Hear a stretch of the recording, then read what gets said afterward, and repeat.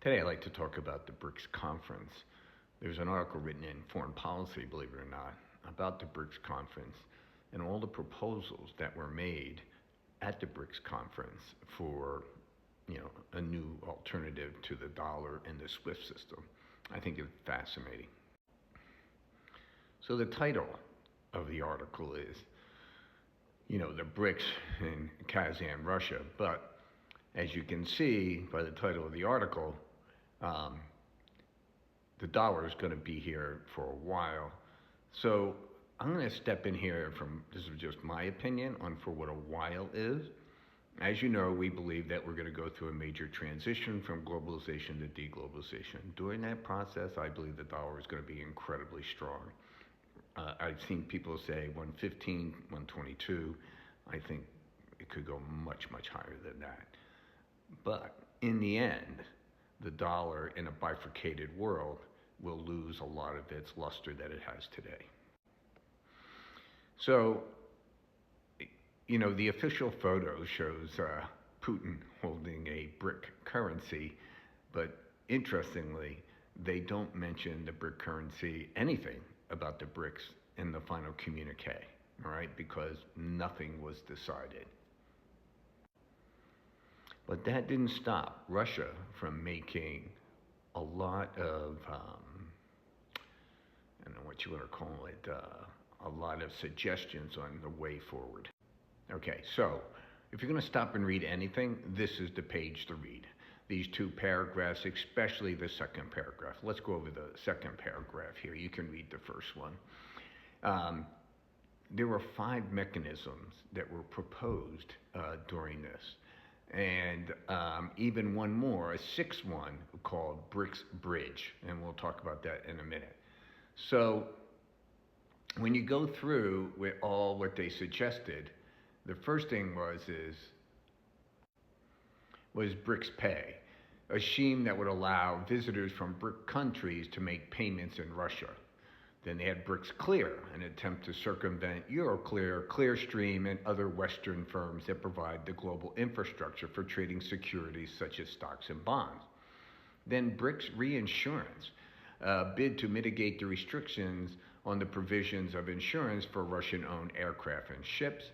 And BRICs Rating Agency, an alternative to the Western giants Standard & Poor's, Fitch, and Moody's. And then a BRICs cross-border payment initiative, a scheme to facilitate payments between BRIC countries in their own currencies, such as the Russian ruble or the Brazilian real. All 5 mechanisms matter, but the attendees in Kazan quickly understood that Russia, and even more about a 6th scheme, BRICs Bridge, which this is the interesting one. The project goal is simple and ambitious, getting rid of the intermediaries for international transactions made with central banks' digital currencies. And so what they say here is, right now, if you're going to take a long flight, let's say from New York to Moscow, you may have a stopover in London. And what that means is that in our financial world, you're a country, you make a transaction, you have to go to the central bank, and then you go to the other country, okay? So they want to have just a straight pass-through to have that happen, which would, be amazing. But here's the problem with that. You can see here that the development of the BRICs Bridge is that the system can only work if all BRIC countries issue their own digital currencies.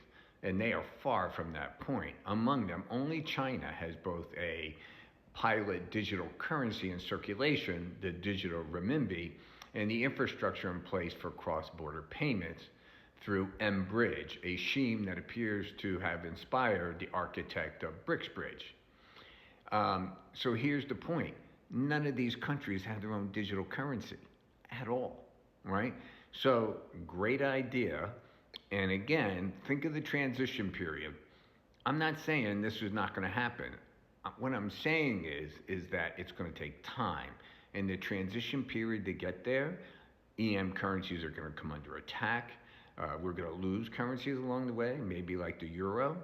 And secondly, Moving into the digital world is, well, it's going to be very, very interesting on how we do that so we can protect ourselves. So what does this mean to us? Well, as you know, I did a video, whatever it was, a month, 2 months ago, stating that instead of everyone running around trying to create a new currency, they should come up with an exchange so people can use the exchange. And it seems that this is what the BRICs, led by Russia, have decided to focus on. But as you can see, there's issues there that they all have to have their own digital currency, which is hard to do. I'm just telling you, it's very hard to do. Now, here's the question that all you fanboys should be asking yourself. How come they don't use Bitcoin?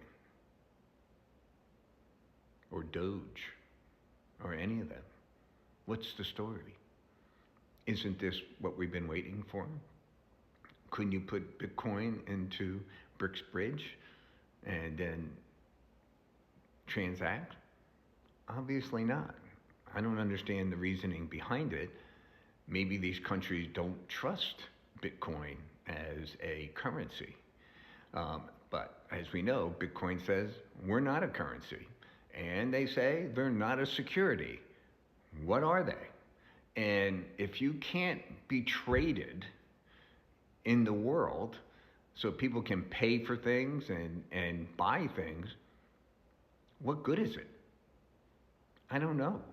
But the BRICs, someday, there may be something like the BRICs. I doubt it. There'll be, I think, regionalized payment systems. You know, the Europeans in North Africa, you know, whatever.